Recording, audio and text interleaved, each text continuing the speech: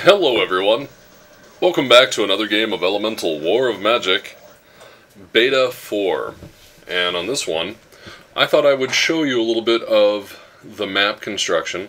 I went in and edited, I created a map, left it blank, I chose size large for this one, and then I went in and edited the XML file to increase its size, because the maximum was 12 squares by 8. Well, actually, yeah, 12 by 8. I decided to set it for 14 by 14, which is, to be honest with you, a rather large bit of a space to work with. It's a decent-sized canvas, as it were. So, now, what I'm going to do is basically show you what it's like to build a game, or build a map. And what's interesting is sometimes this water is blue, and sometimes it's that greenish blue. You never really know what I'm going to see at any given time. But, again, got to say that the artist who put this together did a fantastic job. Actually, you can almost use it for a lot of different things. Which means I was just sitting here thinking for a moment about using that type of water for a texture in an RP Tools, Map Tools map for my D&D games, because this water is actually really darn neat, and it's got just enough of the green and the water reflecting off the light, or the light reflecting off the water, because last time I checked, water doesn't reflect off light, but for all I know, maybe it does. I guess it does, in a sense it does, it refracts, but... Okay, anyways, so now, what I'm going to do is start building a map.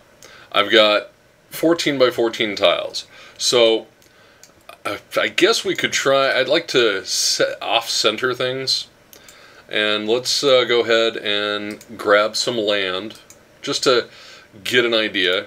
Let's place some down. So that's currently a 1 square. But let's just make this faster. Let's go bigger. No, that's as big as we get. Now remember, when you're looking at that,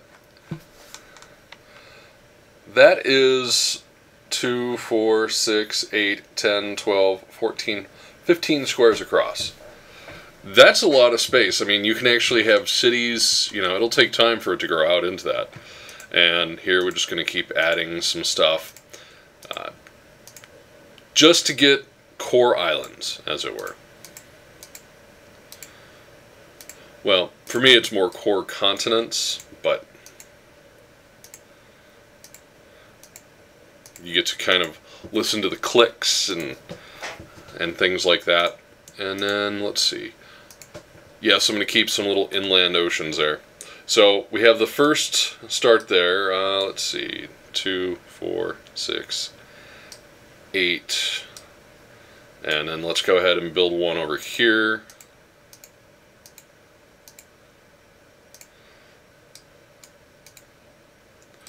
And then remember, it goes up quite a ways. Because remember, we have 14 squares of land to work with, so now we can kind of create some cool things here, some landlocked areas, things like that.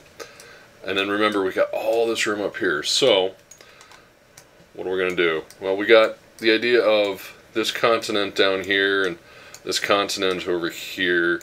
Well, I like the idea of making this almost, this one here just be like one of those really giant maps. Just filling in the spaces, chatting with you while we're doing it. And then, it's almost like an inspirational thing. You're doing it as you're talking about it. And then next thing you know, voila, bing, bang, boom. It's working, it's working. Work it, work it. That's right. Okay. Right now, I'm not impressed with what I'm building here. In a sense, it sucks so far. I'm not feeling the inspiration on it yet. But that's because I'm putting down lots of land at first, and then I'd have to go back in and edit it and make it feel, you know, at least realistic. Now, for those of you who've paid attention to previous things, the map edges are non-contiguous in the sense that going from one side here over to there, it's the world. It's not contiguous. It doesn't connect that way. So that's that issue. Let's see. Then I have this space over here to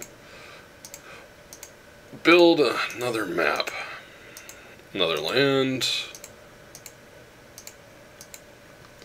And of course I'd add mountains and other things cool like that. As a matter of fact, the space that these continents represent is actually pretty extensive. Compared to my other map, there's more northern options. Northern meaning there's more to encounter going north. And then you'd have a little ocean, so they're thinking, oh yeah, we're cool, and then, you know, they find out, hey, it's actually a pretty small place. So, then over here, you know, you'd want to fill it in a little bit. And then do the other fun stuff that, you know,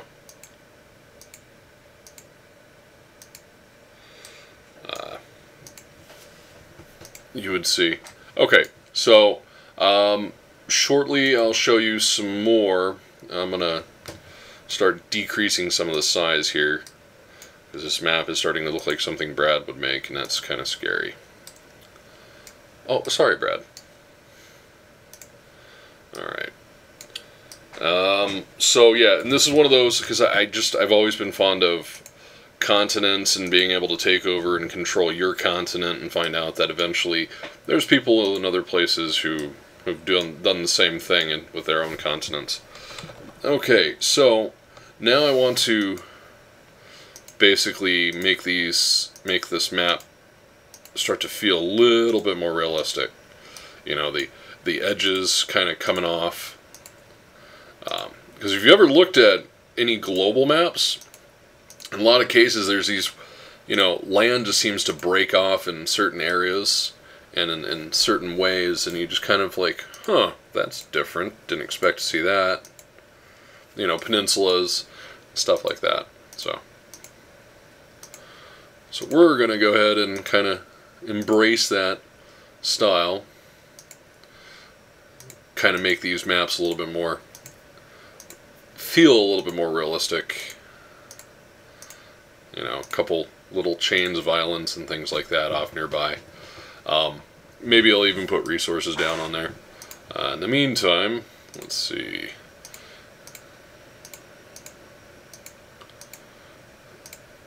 See, just starting to feel a little bit more realistic, less generic.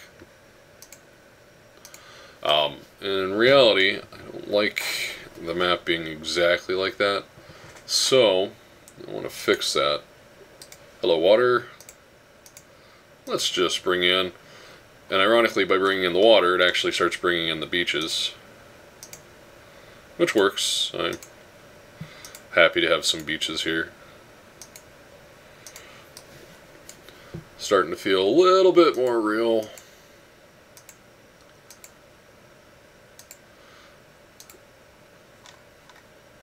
Just a little land piece there.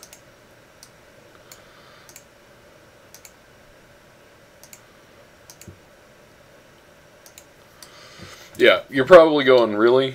Minutes of this? Hours? Well, if you think about it from the perspective of many people, you would only get the end result. If you just downloaded these, you would just be able to get the equivalent of the end result. And the end result would, you know, is pretty much probably what you're looking for. You know, it's like, hey, I'd like a map that I can just go ahead and grab. I like the shape of this one, or I like this, or I like that, and away you'd go. So, still got to do land on this one for now. See, and if you hover over it, you can see L is the land tool, and W is a water tool. So if I can start using those shortcuts myself, I can utilize, save some time building it, water, fixing stuff here and there, and then back to land, back to water, clean this up a little. So that way I don't even have to add the beaches completely myself. That's just by adding in the water. It starts cleaning up these coastlines. Because not all coastlines are these strange cliff-like objects you see in some of these places. So that's okay. And where we go? Let's see. This one, maybe just little land beach things here or there. Just nice little things that you would see and go, yeah, that's not too bad. And then the funny thing is you start thinking, you know, okay, cool, I can see some of this here and there. Let's see, water's just there. But it's supposed to give you, the author of the maps, a sense of connectivity. You're connected to the materials in question. So, alright, I'm going to catch you up on another video when I actually start. I'm going to do some more of the land laying and then go from there. So I'll catch you in another video shortly. And now that YouTube allows us to put up to 15 minutes, you know, this will actually be pretty cool. So I don't have to worry about like, oh, I can only do 10 minutes at a shot. No, now I can do up to 15. So that way you can kind of just get in, grab a cup of coffee, and start watching how this stuff works out. So, alright, I will catch you in the next video, which will be a little bit later, and then I'll show you what I'm going to do after just placing the land down. Okay, bye folks.